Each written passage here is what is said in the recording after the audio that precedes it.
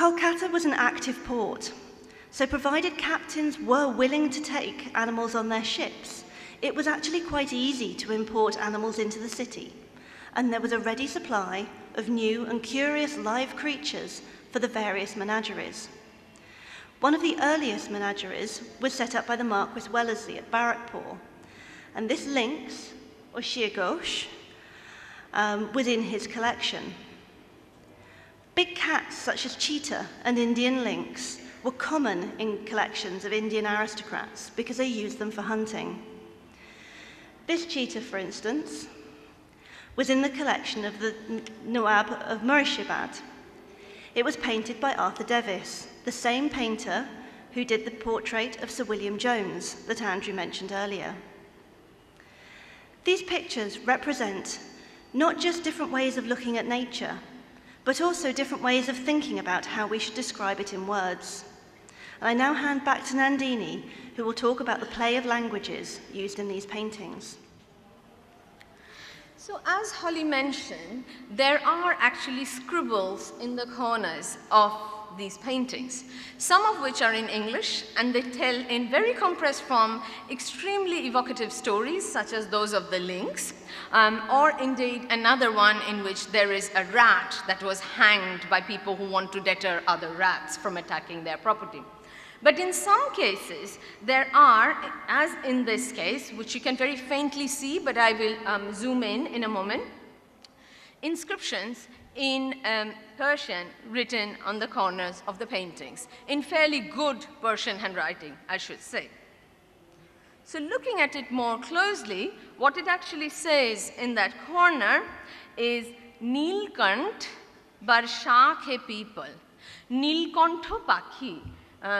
People gachher branches, sorry. So a Nilkant bird on the branch of a peepal tree.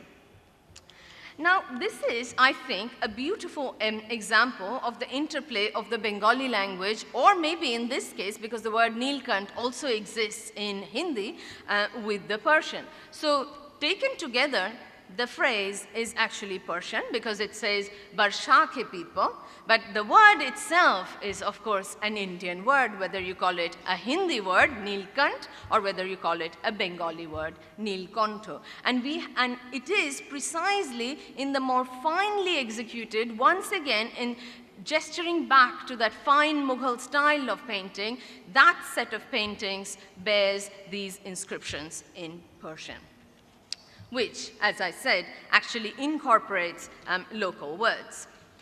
But the question really is, why and who would be writing these Persian captions on these paintings, and why indeed in Persian at all?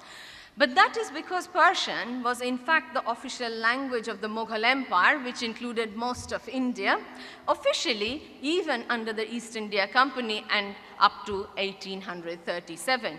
If you recall, Raja Ram Mohan Roy was first educated in Persian, and the first book he wrote, the Tuhfatul Muwahhiddin, was in fact written in Persian at all. So of course now we speculate, who was this man whose fairly good handwriting actually wrote these Persian labels on these paintings? Was he a man from the upcountry who was maybe able to speak Persian? Was it in fact a Bengali man, and has to be a man in this period, a Bengali man who could write Persian? Who knows? But these are some examples of the way in which various kinds of knowledge are actually captured in these paintings. Well, ladies and gentlemen, that brings us more or less to the end. Just to conclude, I hope that first, Nandini's example shows that things were not always as blunt as Europeans imposing foreign names on Indian plants and animals, despite the imposing system imported from Linnaeus. But the efforts of the painters and patrons we have shown this evening bring us back to the big questions I raised at the beginning. If you want to understand nature, what is the best way of going about it? Do we want to see nature up close, like the artists who zoom in great detail? Do we want a sense of inner life, such as the artists who try to capture a personality, or like the wildlife documentary makers who tease us into identifying with non-humans? Do we want to get inside nature, which may mean we have to cut it up or take off its skin, like the bird of paradise? Do we need to look at nature dead in order to understand how it lives? In which case, in Wordsworth's words, do we murder to dissect? And lastly, do we understand nature by seeing it in context, using local names, traditions, and its place within a particular local habitat, like the painters in the Fleming collection who show birds on the leaf or straining for a tasty fly? Or should we be more objective, more scientific?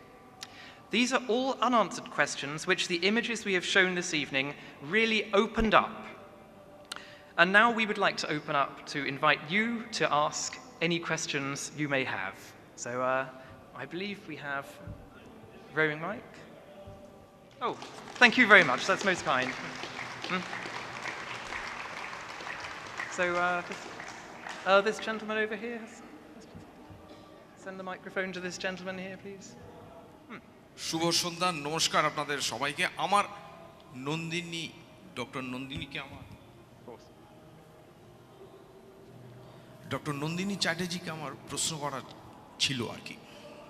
আপনি যে শেখ আলদিন, জৈন আলদিন, এরকম নামের যে একজন শিল্পীকে আপনি খুঁজে পেয়েছেন বিভিন্নভাবে, সেটা দেখে মানে সত্যি আপনাকে অভিনন্দন জানানো উচিত।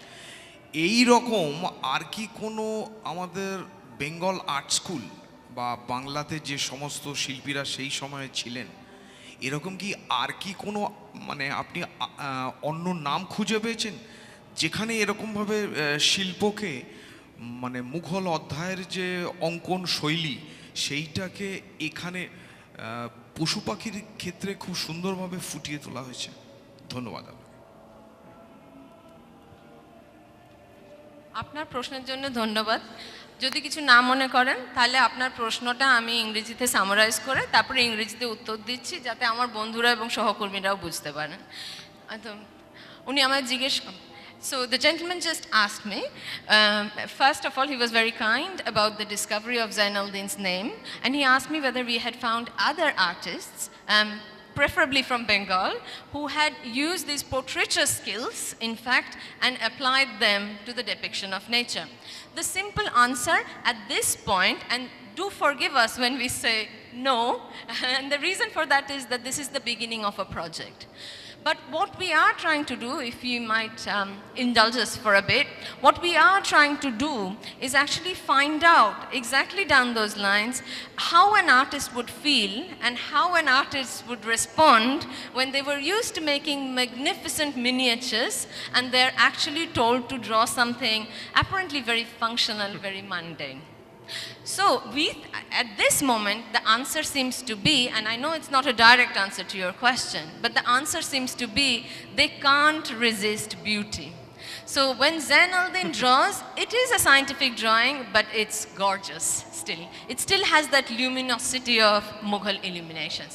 But we are looking ahead to see whether we find other examples of that as well. Thank you very much. There was another question at the back, first of all. So.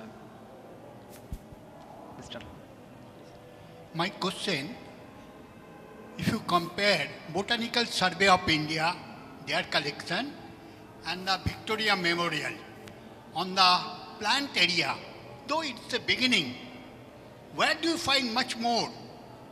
As for the painting, I don't think Botanical Survey of India is having that much. It is the Victoria Memorial. Yes, very much they do. The Botanical Survey of India, in fact, has a very large number of paintings commissioned by William Roxburgh, the man I mentioned earlier, and in fact, a duplicate set of thousands of images systematically organized, which he called the Roxburgh Icones, the Roxburgh icons or images. And there's one very, very beautiful set still to be found at the Botanical Survey, right in the middle of the Botanic Gardens. And then there is another duplicate set with some slight differences, but broadly similar, at the Royal Botanical Gardens in Kew. And it's been our great pleasure as a project team to sort of go and have a look at both. If all things work out, we are hoping to go and look at the set here in this city on this very coming Friday. So we will be looking at them. They're organized very firmly according to their botanical classification, according to plant type. And the interesting thing about them is that, they are still used. They're still sort of stored alphabetically according to type for botanical, not for artistic purposes. But yes, there are thousands of drawings at the Botanical Survey of India. It's a very important collection. Just quickly? Yes. Or perhaps we could say more at the end, actually. We'll come back to that. Thank you, sir. Madam? Thank you for a fascinating presentation. Oh, thank you. Especially since natural history drawings are a great favorite of both my husband and me. Oh, Do you good. think that the company's school of painting began to fade out with the advent of photography, with Samuel Bohn and others coming in from the 1860s? Do you think this kind of minute observation, both for art as well as for scientific curiosity, kind of died out? Yes, that's a very interesting question. I think that is a very fair surmise that to some extent, of course, the possibilities of photography as it developed and was able to take clearer pictures would have begun to supplant the practice of close observation. But I think I'm right in saying that the close observational drawings of the type we've been discussing continued to be made long into the 19th century, actually. And possibly the reason for this is that photography in its infancy was just not able to capture with the same sort of clarity of delineation that an artist was. And this brings us back to the Botanical Survey of India, because these drawings continued well into the 19th century. And the interesting and agreeable thing is that in the 19th century, the Indian artists began to put their signatures to the work systematically, as they should have done all along, but didn't seem to do when the project started. So sort of various sort of names of artists begin to emerge in the 19th century. The landscape tradition, I think, has something to do with the contestation of the company school style as well. What interests me about the painting of the hunting cheetah by Davis is that it puts the creature in a landscape in a manner which the Indian artist would not have done. It's a way you can see that sort of Davis was trained in the European school, not in the Mughal school. So various things going on. But, thank you. And yes, madam? And I think it was Holly who spoke about Lady Mary MP, Lord Elijah MP's wife. Can you, Did you mention? Yeah, I was wondering, did you visit their garden house in Calcutta when you are here now? Have you visited the garden house in Calcutta of Elijah MP? Okay, maybe it could also give you a lot of interesting research facts. That's 7 Middleton Row, Loretto House. Okay? And many of us are from Loretto here. Yes. And I'm sure I was very excited when you mentioned that, because we studied in the school there, in college, and there's a huge plaque just outside the gate says this was the garden house of Lord Elijah MP. So you might perhaps create some time to go and take a peep into the garden. absolutely. 2 is to Nandini. I was wondering, what made you so sure it's a male Persian writer, I think, or yeah, and not female? How are you so sure? It would be very nice to discover that we actually have a female Munshi writing out in Persian, just as we have a female patron in this case. Unfortunately, what we know of the social history at that time, there wasn't a single female Munshi in that context. So it simply did not exist, I'm afraid. Thank you. And then, forgive me, I'm slightly conscious of time, so perhaps just two more questions. This gentleman here first. My question is, you mentioned in the small leaflet here that the other 2 painters, Bhavani Das and some other Ramdas, they are also from Patna. Now, then the question is, if that is the case, you are curious as to why Persian was used on the paintings for description. My question would be then, why the painters' names would be written in Bengali script? Because Patna would be using not Bengali script but the Nagari script. So, and also there is a chance that Jainal-Din, when he was in Murshidabad, might have trained some Bengali painters, and these people are, because these names can very well also be Bengali. So is there some other evidence which you had found? So it's really lovely that we are actually going into the details here, so thank you very much for asking that.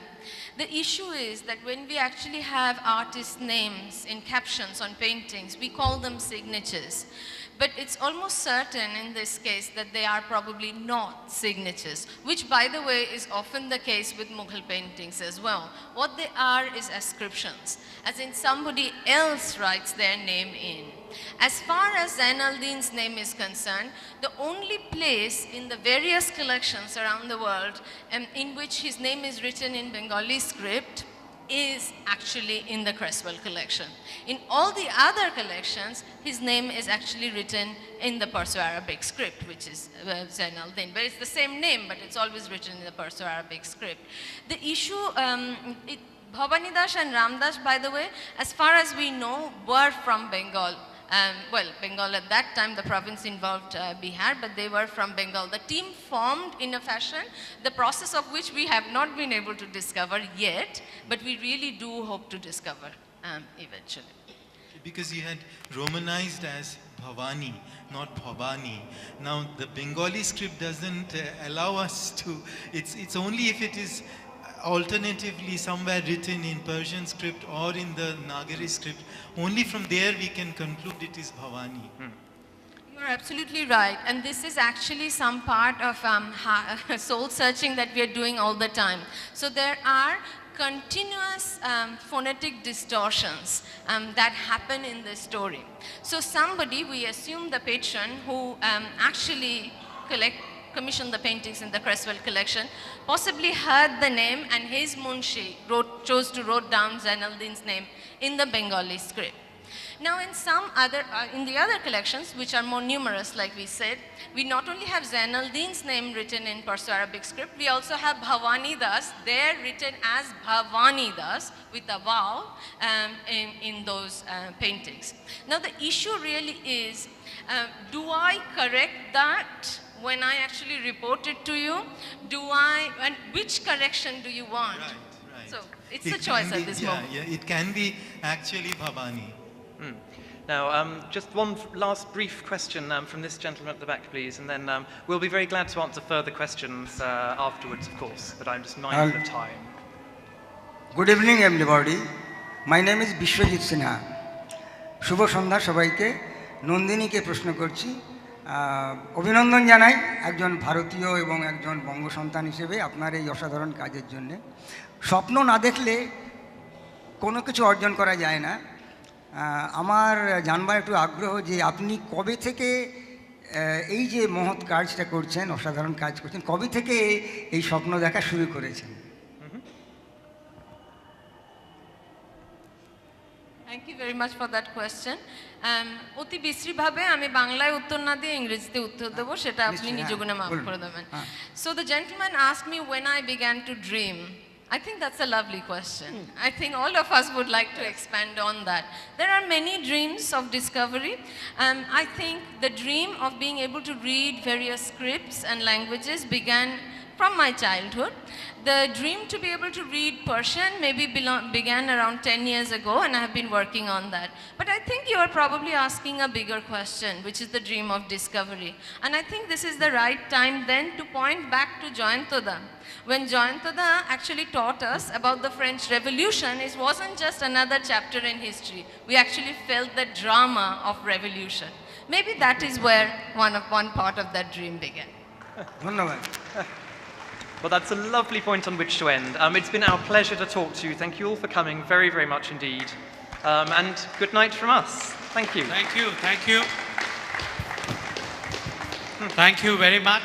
Let us again give them a big hand for, I don't know whether we should call it a lecture. I think it was a concerto. Yes. Yeah, of a trio, a concerto over here. So thank you very much for this interesting insights.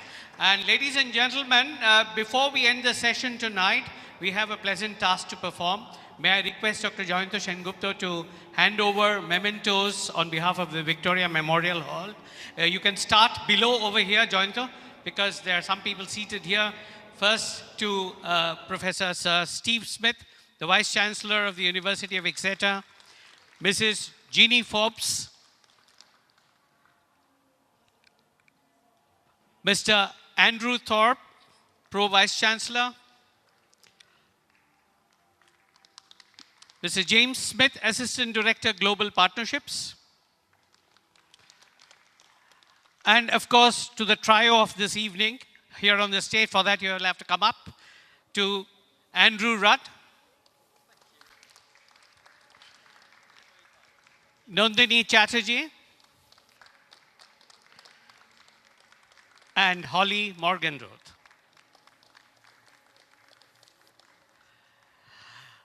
Ladies and gentlemen, thank you very much for all your questions and for being present here this evening. All the music that you heard from the sidelines was not organized by the Victoria Memorial Hall. I can assure you that. That is an additional bonus that you got, which perhaps was a disturbance, but kindly have a cup of tea outside, the customary cup of tea before you leave the premises, and hope to see you at our future events also. And for the Exeter team and the alumni and so on, please follow the Pied Piper, Dr. Jayanta Sengupta, to wherever he takes you.